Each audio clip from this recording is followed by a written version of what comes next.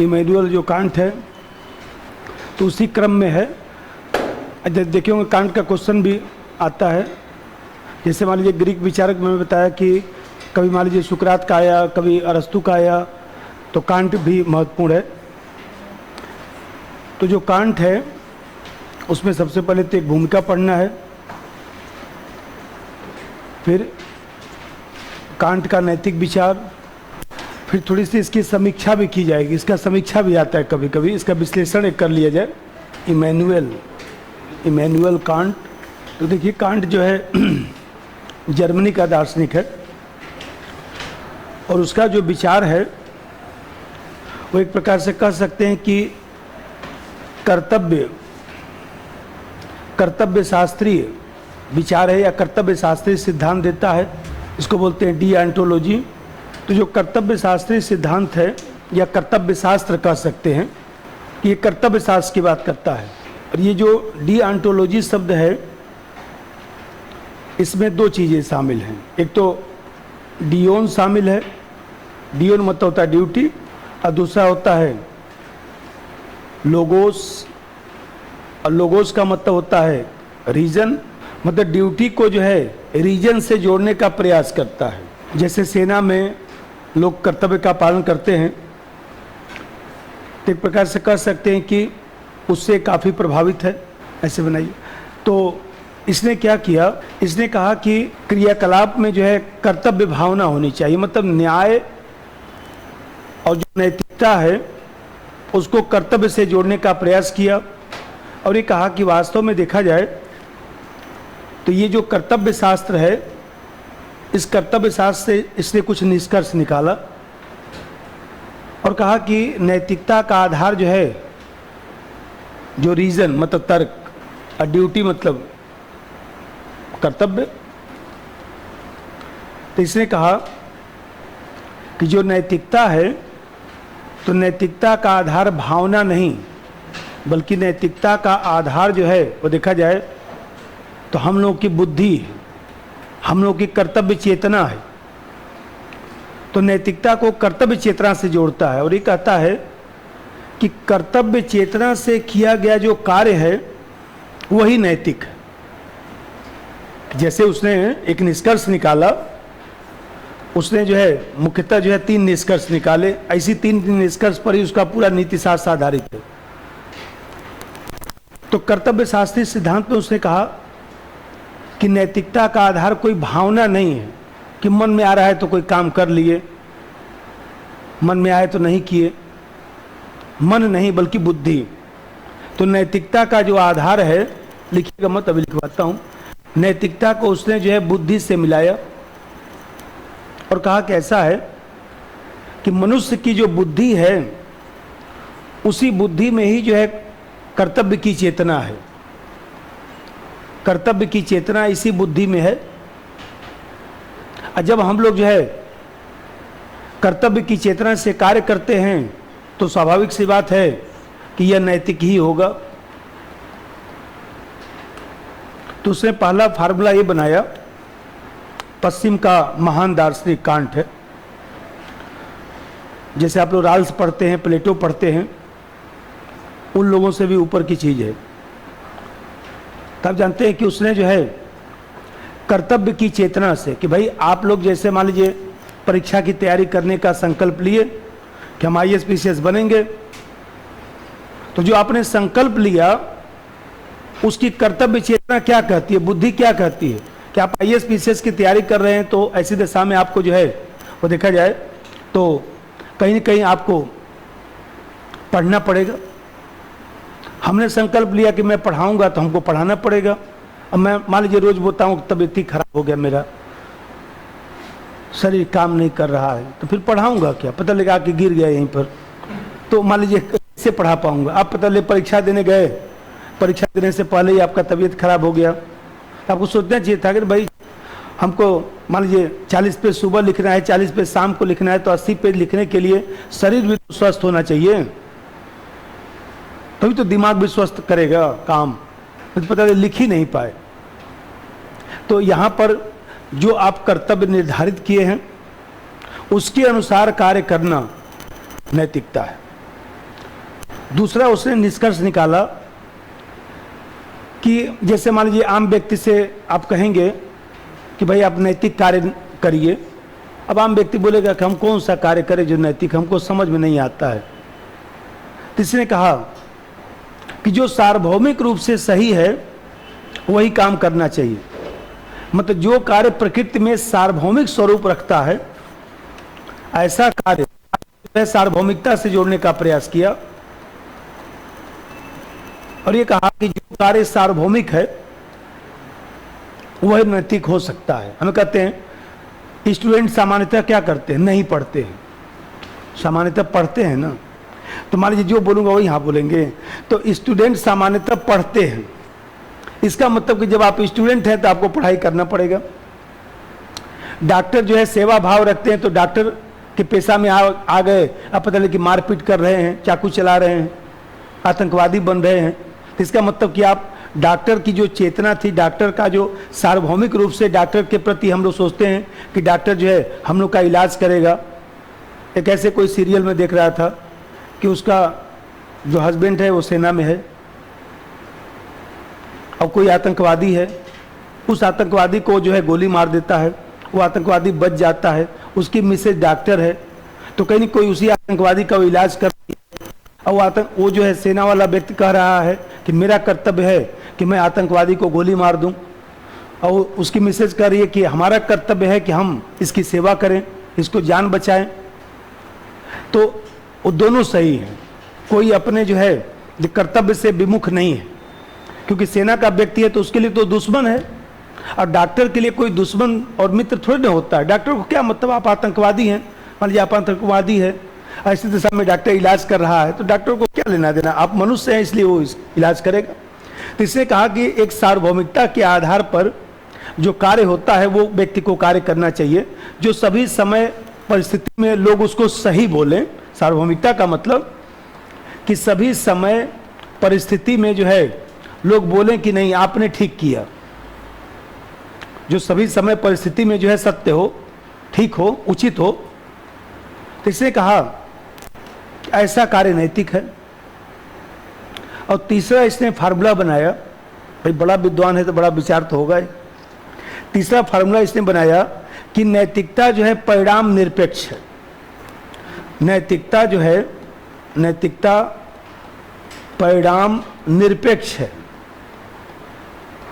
परिणाम निरपेक्ष है, परिणाम निरपेक्ष है, इसका मतलब कि हम नैतिक कार्य कर रहे हैं तो परिणाम की चिंता न करें। जैसे गीता में निष्काम कर्म की बात की गई है, तो आप देखते हैं कि शुभ संकल्प से जो हम कार्य कर रहे हैं उस कार्य से हमको मान लीजिए प्रशंसा मिलेगी कि हमारा अपमान होगा, उसका टेंशन नहीं लेना है। आपको शुभ संकल्प से केवल अच्छा कार्य करना चाहिए, कर्तव्य चेतना की बाध्यता होनी चाहिए, और वही नैतिक हो सकता है। भाई देखिए परिवार में कितने लोग सबके लिए करते हैं मान लीजिए, फिर भी परिवार के सब लोग उल्टा ही लास्ट में बोलते हैं। ये भी बात जान लीजिए कि आपने मान लीजिए किसी के लिए बहुत सारा किया, फिर भी लास्ट में सब लोग उल्टा ही बोलते हैं। जानते हैं आपने हमारे लिए क्या किया, ये बताइए, होता ही है। तो मान लीजिए वो व्यक्ति जो समझदार है वो दुखी नहीं होता है, क्योंकि उसको पता है कि लास्ट में हमको यही मिलना था, फिर भी वो जान कर भी वो कार्य करता है। क्यों? क्योंकि कहीं ना कहीं जो है उसकी कर्तव्य चेतना है।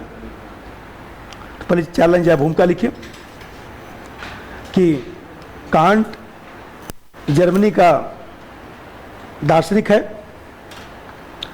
कांट जर्मन दार्शनिक है। इसने कर्तव्य के विचार पर आधारित, इसने कर्तव्य के विचार पर आधारित नैतिक सिद्धांत दिया, कर्तव्य पर आधारित नैतिक सिद्धांत दिया, जिसे निरपेक्ष आदेश का सिद्धांत कहा जाता है,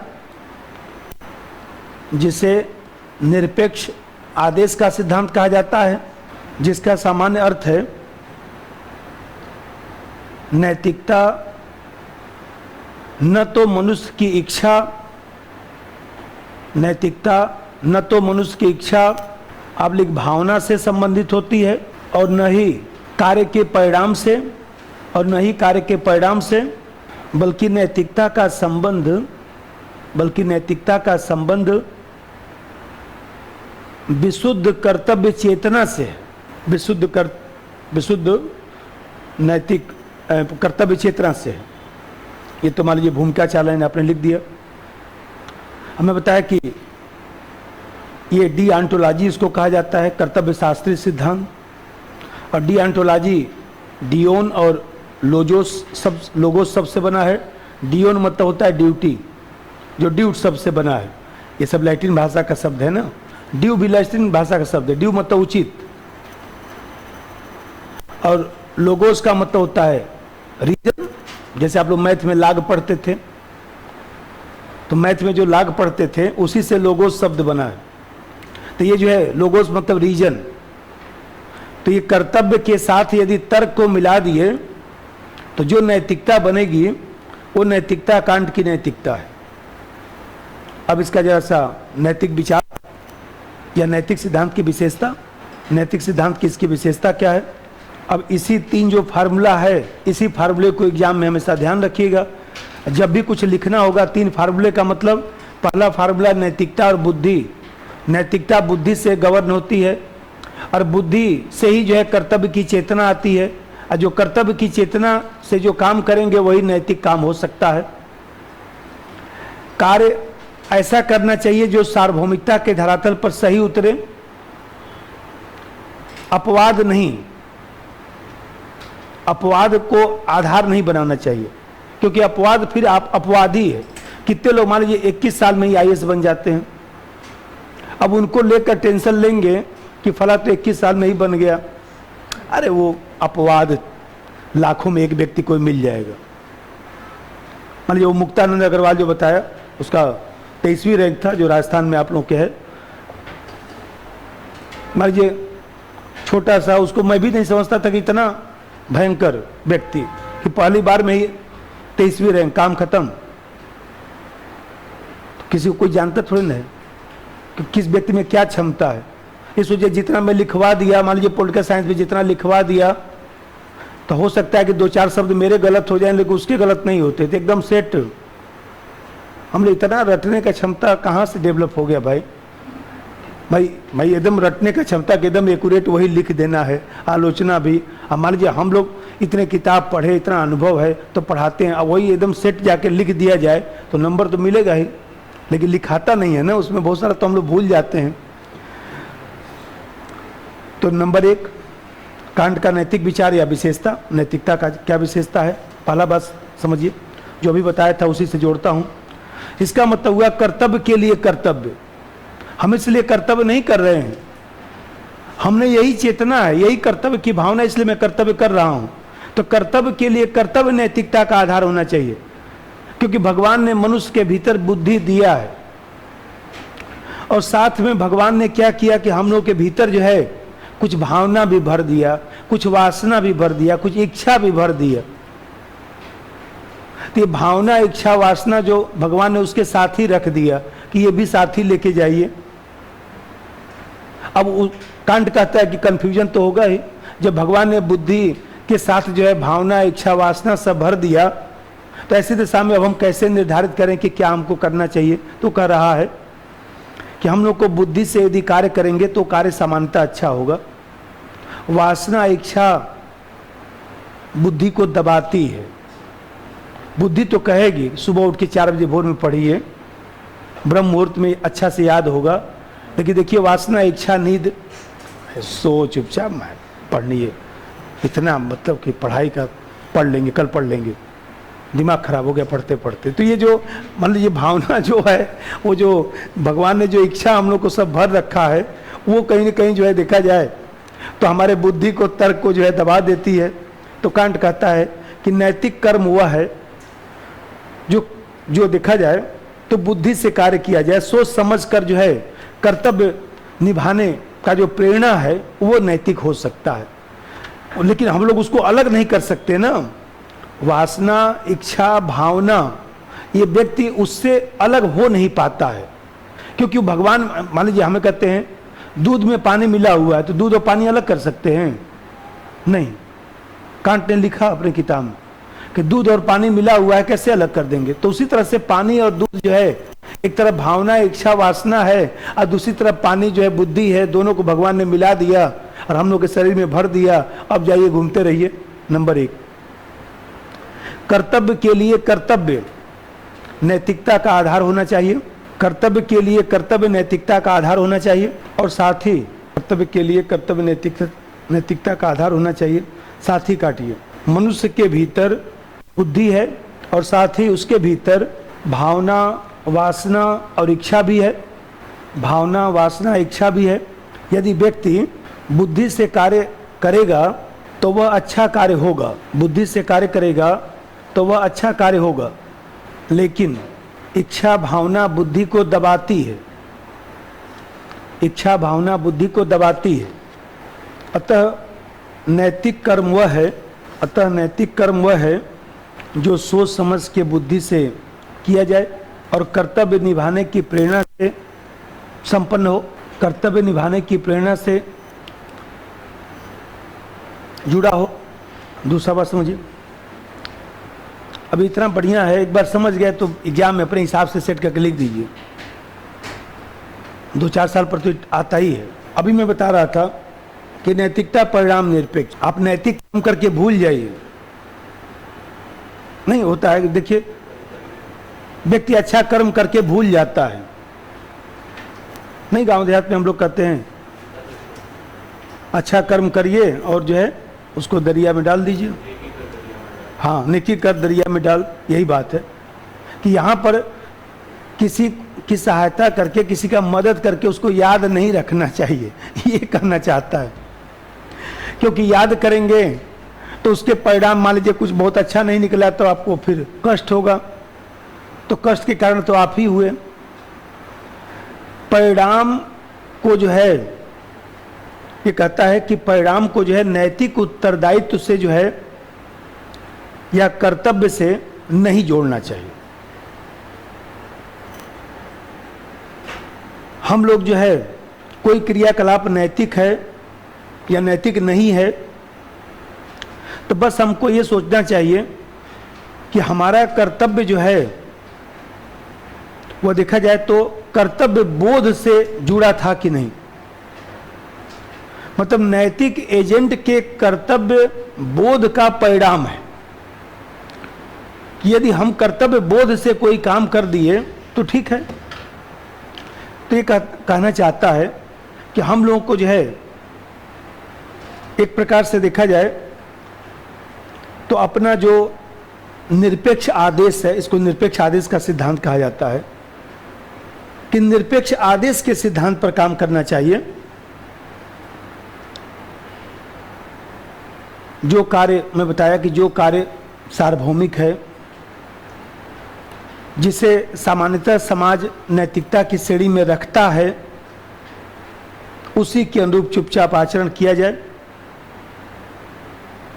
जिसे सामान्यतः लोग स्वीकार करते हैं उसी कार्य को किया जाए, क्योंकि ये मान के चलिए कि वही जो है वस्तुनिष्ठ हो सकता है। क्योंकि ज़्यादा इधर उधर दिमाग लगाए तो गड़बड़ हो सकता है। सामान्य रूप से मान लीजिए कहा जाता है माता पिता की सेवा करनी चाहिए, तो समझदार व्यक्ति देखिए, माता पिता ने आपके लिए क्या किया, आपको घर से निकाल दिया। मान लीजिए कितने लोग ऐसे भी हैं यूपी बिहार में, कितने माता पिता बच्चा लोग को घर से ही निकाल देते हैं कि जाओ मत आना। फिर भी यदि बच्चा नैतिक है तो अपने हिसाब से सेवा करेगा। उनका जो फर्ज था उन्होंने कर दिया, हमारा जो फर्ज था हमने कर दिया। नंबर 2, कांट के अनुसार निरपेक्ष आदेश, कांट के अनुसार निरपेक्ष आदेश, इन्वर्टेड काम में निरपेक्ष आदेश की भावना से कार्य करना चाहिए। निरपेक्ष आदेश की भावना से कार्य करना चाहिए, अर्थात जो कार्य सामान्यतः समाज में स्वीकार किया जाता है,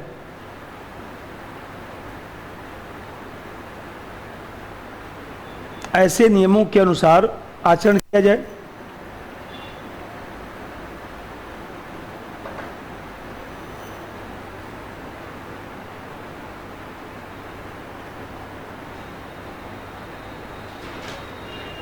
ऐसे नियमों के अनुसार आचरण किया जाए, लेकिन ऐसे नियम वस्तुनिष्ठ और निरपेक्ष होना चाहिए। ऐसे नियम वस्तुनिष्ठ एवं निष्पक्ष होना चाहिए।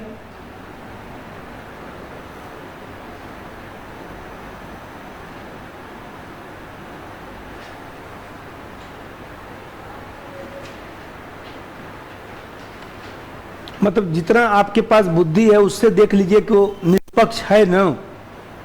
जैसे मान लीजिए कोई काम करना है, इनसे पूछे, मान लीजिए आपको गलत सलाह दे दिए, 4 लोगों से और पूछ लीजिए। अब ज्यादा लोग जो बात कह रहे हैं वही कर लीजिए। मान लीजिए 10 लोगों से आपने पूछ लिया कि क्या करें भाई साहब, 8 लोगों ने कहा कि नहीं, आपके पिताजी घर से निकाल दिए, कोई बात नहीं, आप अपना बेटे का फर्ज पूरा करिए। उससे क्या मतलब है? भाई कितने लोग ऐसे यूपी बिहार में मैं जानता हूं, पैसा वैसा रखे हुए हैं, बच्चा लोगों को पढ़ाएंगे नहीं, बैंक में पैसा रख के डबल ट्रिपल मारते रहेंगे, अंत में जो है 50-60 लाख रख के 2-4 करोड़ रख के निकल भी जाते हैं। अरे वो पैसा वैसा ने भी अच्छा से रह लिए होते, जीवन में बच्चों को भी कायदे से खिला पिला के पढ़ा लिखा दिए होते। नहीं, कौन सा लेके कोई जाना है, पता तो है। इतना कौन सा 2-4-10 करोड़ रखने की जरूरत पड़ी थी जो जीवन नहीं चल पाता? अरे रख लेते 20-30 लाख रुपया इमरजेंसी के लिए, बहुत है। ज्यादा होता तो मेडिकल का इंश्योरेंस करा लिए होते हैं 2-4 लाख का, इतने से तो जीवन चल जाएगा। लेकिन नहीं, उनको कोई समझा नहीं सकता। लेकिन ये कह रहा है, कांट ने कहा कि शुभ संकल्प के आधार पर कार्य होना चाहिए। शुभ संकल्प का मतलब जो आपका संकल्प है वो अच्छा होना चाहिए। अब चोरी करना शुभ संकल्प नहीं है, क्योंकि अच्छे संकल्प में वो नहीं आता है। तो शुभ संकल्प के आधार पर कर्म को जो है नैतिक कहा जा सकता है। और शुभ संकल्प का मतलब यह है कि ऐसा अच्छा संकल्प जिसमें निश्चय की भावना हो। अभी मैं बताया कि निरपेक्ष आदेश की भावना हो। एक बार संकल्प अच्छा से लिया जाए और ज्यादा सोच विचार करने से भी काम गड़बड़ हो जाता है। पूर्वाग्रह और अन्य लोगों की बातों को जो एक बार सब सूचना इकट्ठा कर लीजिए और उसके अनुसार चुपचाप कार्य करिए, वो कार्य ठीक होगा। रोज पता चले कि इसकी तैयारी शुरू की और रोज पता चले 2 साल से तैयारी कर रहे हैं और रोज दूसरे से बैठ के पूछ रहे हैं क्या करें, तैयारी करें कि ना करें। और 2-3 साल निकाल दिए, अब कह रहे हैं कि तैयारी करें कि ना करें। कुछ उसमें कमी उमी होगा, ढूंढिए, हो जाएगा। नंबर 3,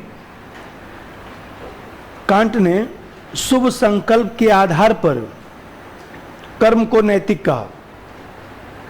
कांट ने शुभ संकल्प के आधार पर कर्म को नैतिक कहा।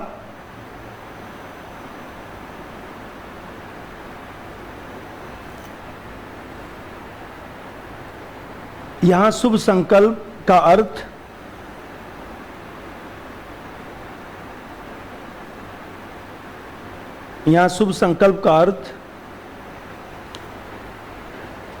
अच्छे कर्म तथा दृढ़ निश्चय से है। अच्छे कर्म तथा दृढ़ निश्चय से है।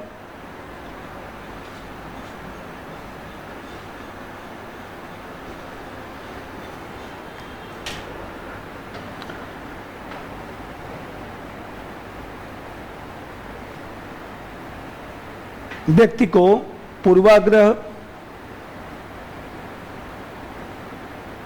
पूर्वाग्रह तथा भय में आकर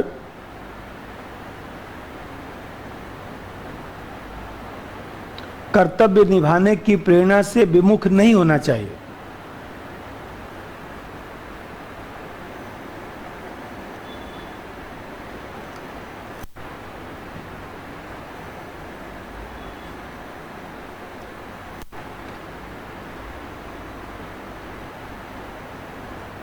स्वाधीनता का नियम देता है।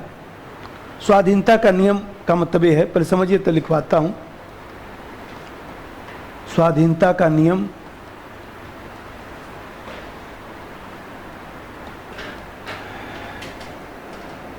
स्वाधीनता के नियम का मतलब यह कि कांड कहता है कि सच्ची नैतिकता का प्रदर्शन जो है स्वतंत्र होकर ही किया जा सकता है।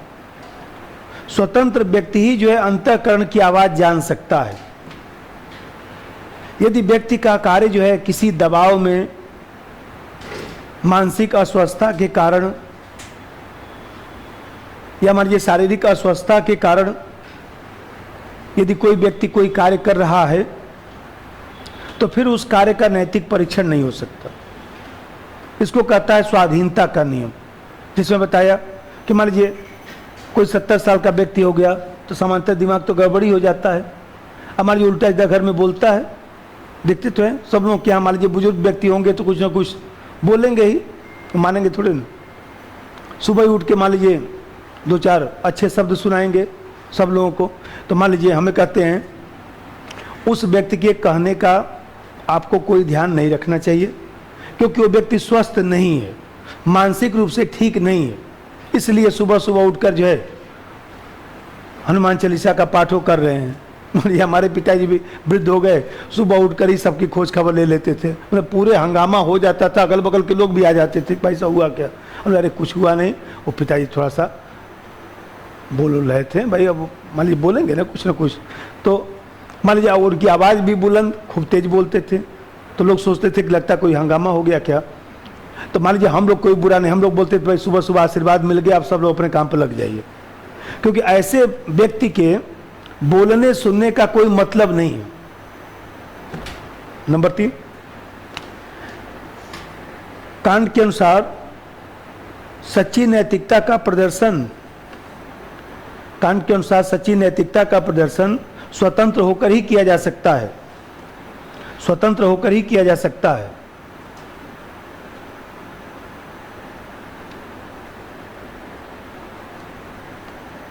स्वतंत्र होकर ही किया जा सकता है, क्योंकि स्वतंत्र व्यक्ति ही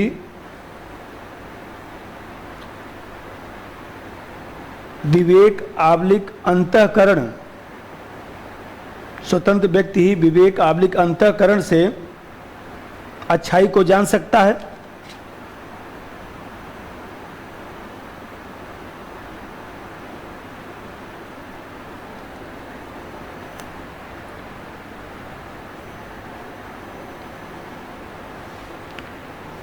जैसे यदि कोई व्यक्ति अस्वस्थता के कारण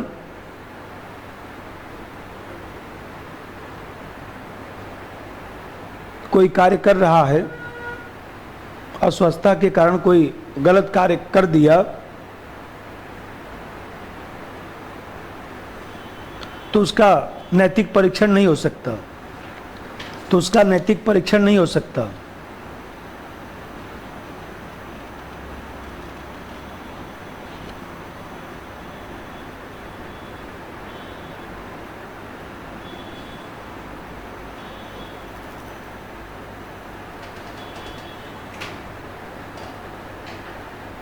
इसी का देखिए, वो कहता है कि जो मनुष्य है, मनुष्य को हम लोग को साध्य मानना चाहिए।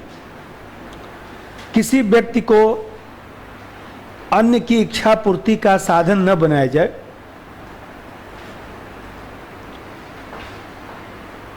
किसी व्यक्ति को साधन के रूप में न देखा जाए। तो कहता है कि यदि कर्तव्य चेतना, मान लीजिए व्यक्ति जो है स्वयं की इच्छा से निर्णय लेता है और कार्य गलत भी हो जाता है, स्वयं से कोई व्यक्ति निर्णय लिया और कार्य गलत हो गया, तो ऐसी दशा में जो है दूसरा व्यक्ति तो कह सकता है कि वह अनैतिक कार्य किया, लेकिन सोचा तो था अच्छा। जैसे मान लीजिए कोई एम्बुलेंस है, अब एम्बुलेंस किसी को बचाने के लिए स्पीड से गाड़ी चलाता है, अब पता है किसी का एक्सीडेंट कर देता है, तो अब समस्या यह है कि अब वो तो अंतर्द्वंद का शिकार हो गया ना, क्योंकि स्पीड से गाड़ी एम्बुलेंस वाला सामान्य गाड़ी थोड़ी चलाता है। इसलिए देखिए एम्बुलेंस का सायरन बजते ही अच्छा व्यक्ति है गाड़ी साइड में लगाओ, पहले एम्बुलेंस को जाने दो। क्योंकि वो ज़्यादा जरूरी है, हम बाद में पहुंच जाएंगे। तो वो कहता है कि कोई व्यक्ति अच्छा से सोचा और कार्य किया, कुछ गलत हो गया तो उसके हिसाब से तो सही होना चाहिए, भले दूसरा गलत माने। अगला पॉइंट, मनुष्य को हमेशा साध्य माना जाए और किसी व्यक्ति को किसी अन्य की इच्छा पूर्ति का साधन न बनने दिया जाए, किसी अन्य की इच्छा पूर्ति का साधन न बनने दिया जाए।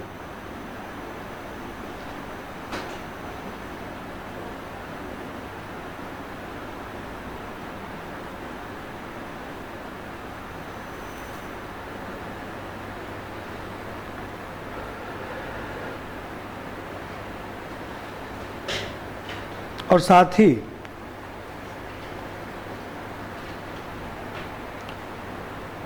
स्वयं की इच्छा से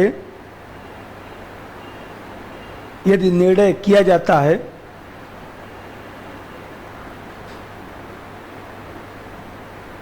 स्वयं की इच्छा से यदि निर्णय किया जाता है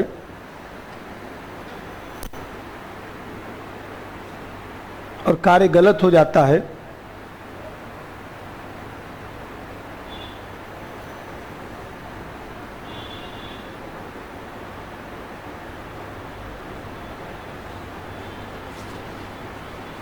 तो स्वयं की नज़र में वह ठीक है।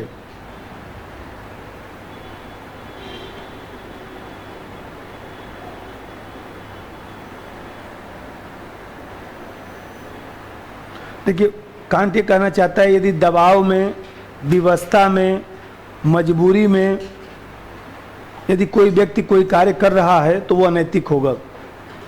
वो कहता है कि होशो हवास में जो व्यक्ति है वो गलत काम नहीं करता है। इसीलिए कांट कहा कि जैसे मान लीजिए हत्या है, मान लीजिए सपोज करिए कि कुछ गलत कार्य है तो व्यक्ति देखा जाए, अब देखते तो मर्डर करने वाले लोग हैं, किसी को गोली मारना है, थोड़ा बहुत शराब वराब पी लेंगे क्योंकि उनको पता है कि हम होशो हवास में रहेंगे तो हमसे गोली नहीं चलेगा। वो कहीं ना कहीं जो है मान लीजिए भावना में बह के भी हत्या कर देते हैं, तो भावना से भी तो बुद्धि हमारी दब गई, उसका उल्टा उसी में लिख दीजिए। अर्थात यदि दबाव विवशता और मजबूरी में कार्य किया जाए तो वह अनैतिक होगा।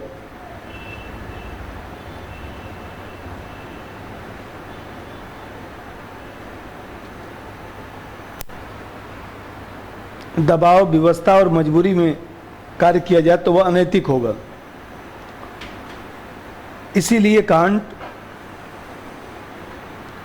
दास्ता, हत्या, बलात्कार आदि को पूर्णतः अनैतिक मानता है।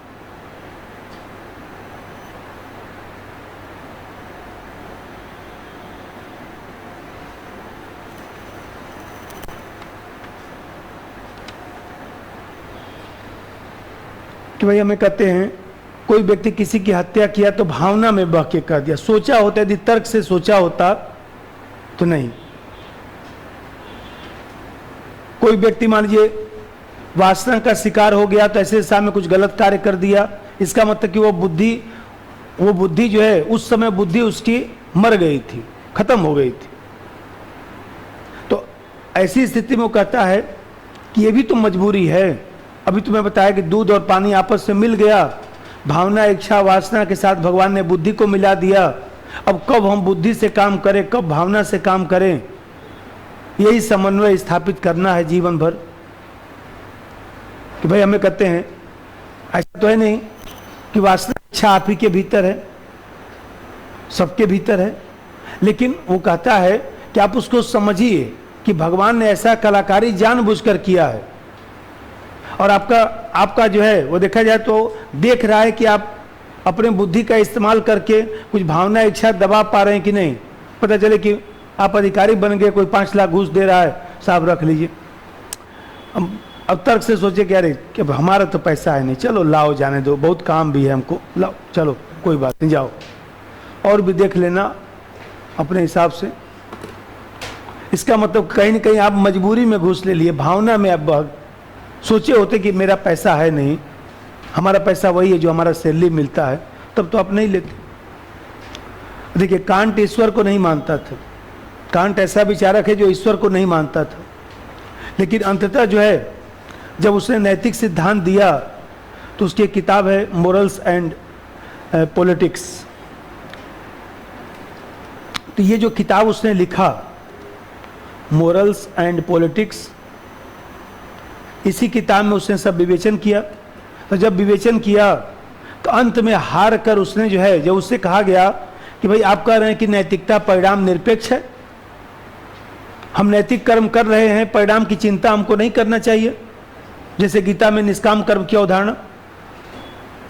तो उसने कहा कि भाई देखिए, मैं ईश्वर को तो मानता नहीं, लेकिन अब समस्या यह है कि हमको मानना पड़ेगा, क्योंकि यदि हम नहीं मानेंगे तो लोग अच्छा कर्म ही नहीं करेंगे।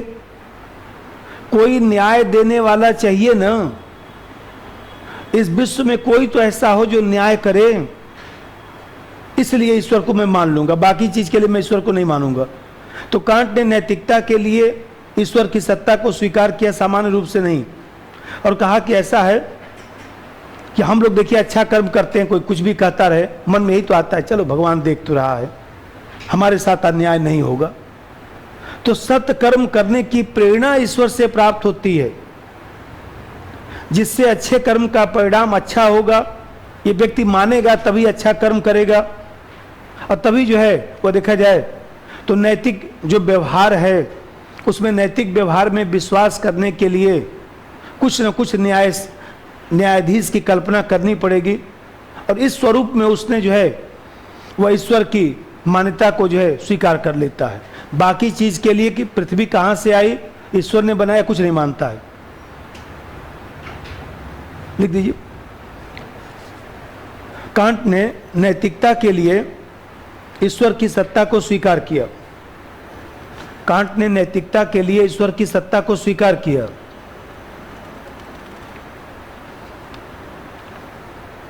ईश्वर की सत्ता को स्वीकार किया।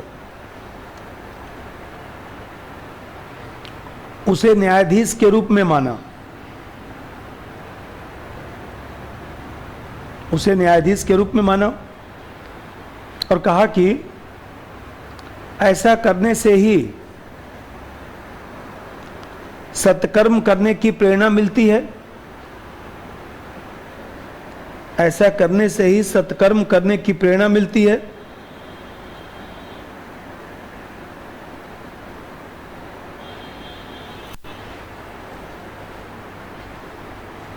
और व्यक्ति अच्छा कार्य करने के लिए प्रेरित होता है। व्यक्ति अच्छा कार्य करने के लिए प्रेरित होता है।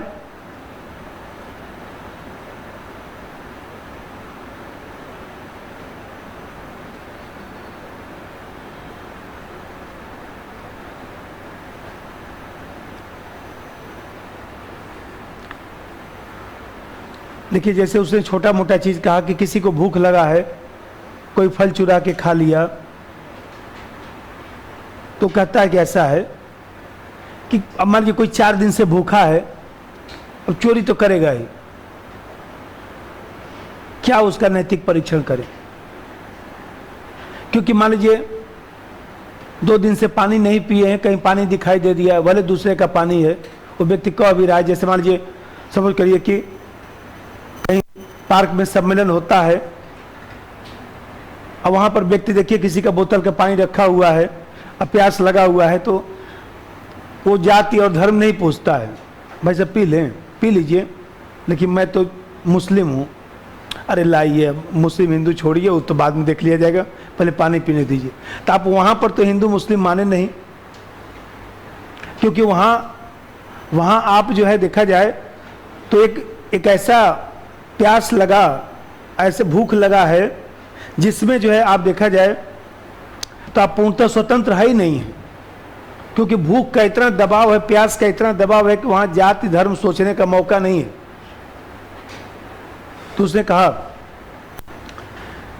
ऐसे उसने कहा कि कोई व्यक्ति किसी से पैसा कर्ज उधार ले लिया, अब सोच रहा है कि वापस करूं या न करूं। अरे भाई, कर्ज तो कर्ज है, वो तो वापस करना ही पड़ेगा। अब उसमें सोचने की क्या जरूरत है। सार्वभौमिक नियम जो लिखे थे वहाँ एग्जाम्पल ही लिख दीजिए, अच्छा है। जैसे मान लीजिए लिखे थे ना सार्वभौमिकता का नियम, एक कहीं पर लिखे थे आप, दूसरा या तीसरा पॉइंट था, हाँ, उसी में एग्जाम्पल लिख दीजिए। जैसे कोई व्यक्ति किसी से कर्ज लेता है तो सार्वभौमिक नियम है कि उसे वापस करे। दूसरे पॉइंट में शायद, हाँ दूसरे पॉइंट में, कोई व्यक्ति किसी से कर्ज लेता है तो सार्वभौमिक नियम है कि उसे वापस करे।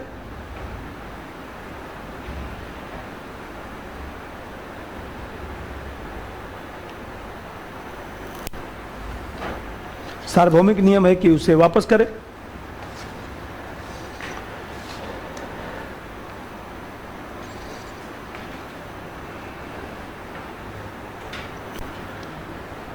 देखिए, कांट ने न्याय और नैतिकता में भी संबंध स्थापित किया और कांट ने कहा कि न्याय व्यक्तिगत इच्छा पर निर्भर नहीं होता है, क्योंकि यदि हम ऐसा मानेंगे तो मनुष्य की इच्छाओं में संघर्ष होगा। व्यक्ति जो है, अभी मैं बताया कि वो कहता है कि कर्तव्य के लिए कर्तव्य करे, ये न्याय का आधार है। अब व्यक्तिगत रूप से सोचेंगे तो गलत हो जाएगा, द्वंद्व की संभावना जो है आ जाएगी, और द्वंद्व की संभावना आ जाएगी तो ऐसे दशा में जो है आप न्याय नहीं कर सकते हैं, क्योंकि आप जो है जब व्यक्तिगत इच्छा पर सोचेंगे, अपने जो है व्यक्तिगत इच्छा से अपनी भावना को ध्यान में रखकर सोचेंगे, तब तो आप न्याय कर ही नहीं सकते हैं।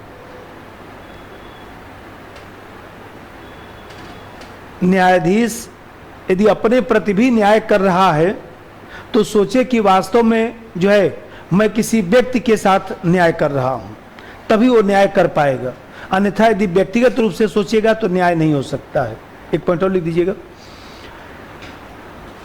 कांट ने न्याय और नैतिकता में संबंध स्थापित किया। न्याय और नैतिकता में संबंध स्थापित किया और कहा कि न्याय व्यक्तिगत इच्छा पर निर्भर नहीं होता।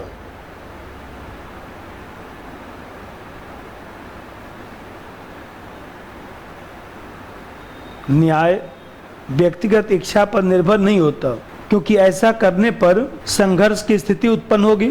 ऐसा करने पर संघर्ष की स्थिति उत्पन्न होगी, अर्थात व्यक्ति को कर्तव्य के लिए कर्तव्य, अर्थात व्यक्ति को कर्तव्य के लिए कर्तव्य, इन्वर्टेड कॉमा में, कर्तव्य के लिए कर्तव्य को आधार बनाकर न्याय करना चाहिए। यहाँ द्वंद्व की संभावना नहीं रहती, क्योंकि व्यक्ति सामान्य इच्छा के रूप में कार्य करता है। यहाँ द्वंद्व की संभावना नहीं रहती क्योंकि व्यक्ति सामान्य इच्छा से कार्य करता है। एक दो पॉइंट और लिख दिएगा, 3-4 हो गया ना। अरे बस 150 शब्द लिख रहे हैं, क्यों, बहुत उलझना भी नहीं। बस ये 3 फार्मूला ध्यान रखिएगा, बाकी कुछ लिखिए चाहे मत लिखिए।